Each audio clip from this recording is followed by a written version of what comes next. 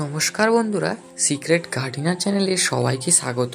বন্ধুরা, ইতিমধ্যে সব জেলাতে প্রায় বৃষ্টি শুরু হয়ে গেছে।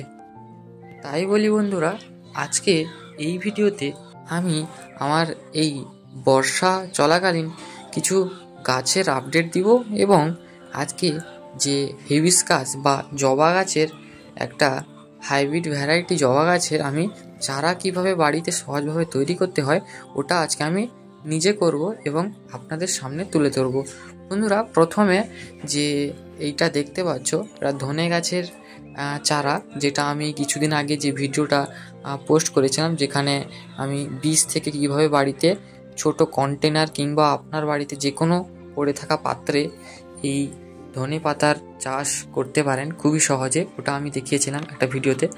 তো এইভাবে আমি কিছু জবা গাছ ডাল থেকে তৈরি করেছিলাম, আর ওটা দেখতে পাচ্ছ আগামী বছরে। তো এবছরেও কিছুটা ডাল গজিয়েছে। এটা এখন লাগানোর পরিস্থিতি হয়ে গেছে, তো লাগিয়ে দিলে খুব ভালোভাবে ফুল হবে। দেখতে পাচ্ছ ফুলের কুড়ি চলে এসছে। আর বাদবাকি এগুলো তো আমি বলে দিয়েছি, যেখানে আমি ধনে পাতা কীভাবে বীজ থেকে গাছ তৈরি করতে হবে ওটা আমি ভিডিও বানিয়ে দিয়েছি, ওখানে ডেসক্রিপশনে দেওয়া থাকবে, দেখে নিতে পারো। আর আজকে যেটা নিয়ে আলোচনা হবে সেটা হচ্ছে গিয়ে জবা গাছের বা হিবিস্কাসের কীভাবে ডাল থেকে নতুন চারা রূপান্তর করব এই বৃষ্টিতে। কারণ আমি ভাবলাম কিছু জেলায় যেহেতু বৃষ্টি চলে এসছে, এই সময় কিছু যদি ডাল আমরা বাড়িতে লাগাতে পারি তাহলে সেই ডাল থেকে খুব অনায়াসে চারা তৈরি করে নিতে পারবো খুব সহজে। তো যেহেতু বৃষ্টিকালে এই ধরনের ডাল থেকে আমরা খুব ভালোভাবে চারা তৈরি করতে পারবো, যার জন্য বৃষ্টি একটু শুরু হতেই আমি ভাবলাম কিছু ডাল চারার জন্য আমি বসিয়ে দিই। তো এই ধরনের কিছু পলিব্যাগ আমাদের লাগবে। যদি পলিব্যাগ নাও থাকে তাহলে আমরা বিভিন্ন ছোট ছোট পাত্রে কিংবা আপনার টবেও আপনি এগুলো বাড়ির জন্য তৈরি করে নিতে পারেন ডাল থেকে। তো ডালকে ছোট ছোট পিস বা 5 থেকে 6 ইঞ্চের হিসাবে একটা কেটে নিতে হবে।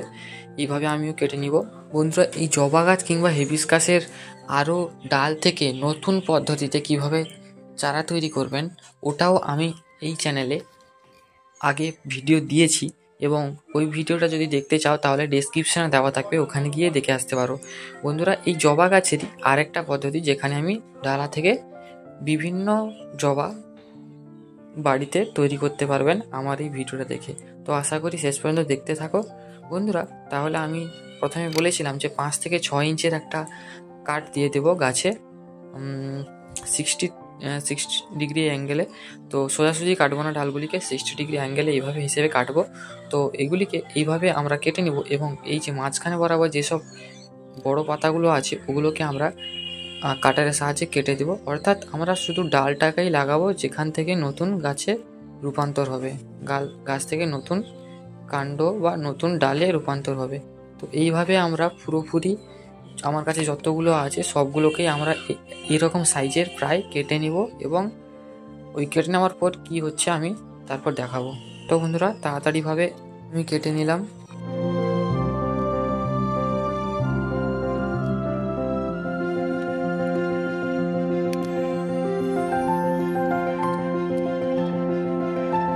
তো এইভাবে মাথার দিকে অংশগুলো এইভাবে কেটে নেব, ডালের মাথার দিকে অংশগুলো।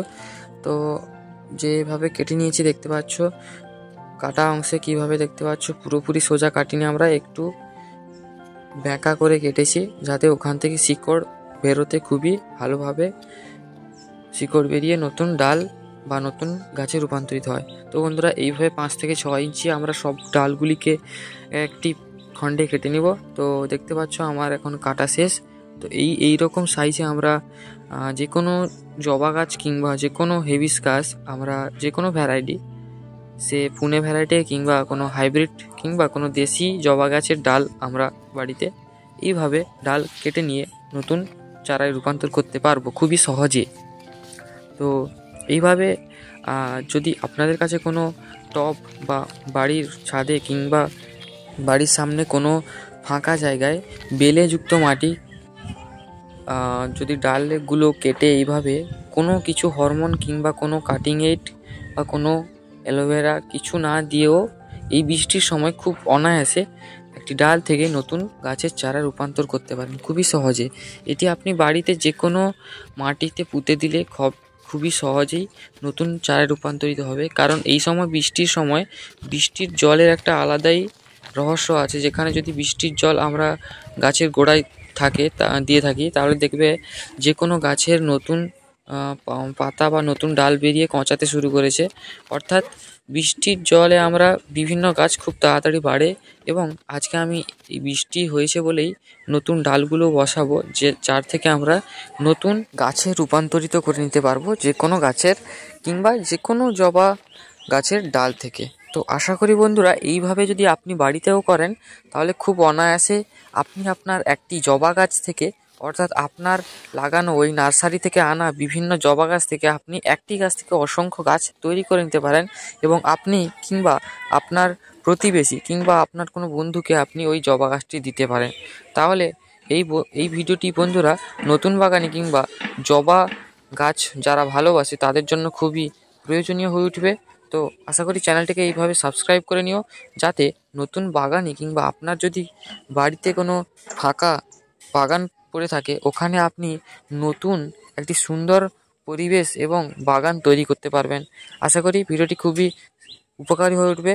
দেখা হচ্ছে পরের ভিডিওতে।